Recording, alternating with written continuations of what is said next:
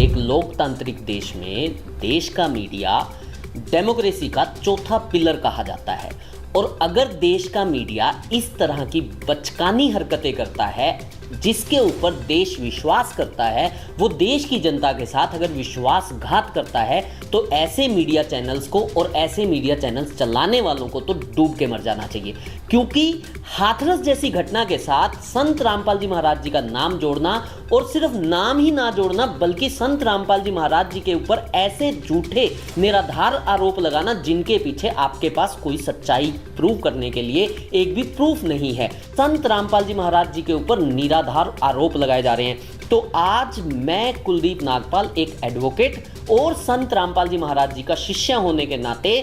मैं सभी media channels को ये बात कह देना चाहता हूं कि या तो आप पब्लिकली संत रामपाल जी महाराज जी से माफ़ी मांगिए और अपनी ही खबरों का खुद खंडन कीजिए, या फिर आप तैयार हो जाइए एक मानहानि के केस के लिए जो मैं आपके ऊपर करूंगा। क्योंकि आपने संत रामपाल जी महाराज जी की छवि को धूमिल ही नहीं किया है, बल्कि संत रामपाल जी महाराज जी के करोड़ों शिष्य जो कि आज देश और विदेश में अलग अलग पदों पे और अलग अलग जगहों पे अपनी सेवाएं दे रहे हैं, उनकी धार्मिक भावनाओं को भी आहत किया है। और मैं इन्हीं दोनों सेक्शंस के अकॉर्डिंग आपके ऊपर केस फाइल करूंगा, या फिर आप संत रामपाल जी महाराज जी से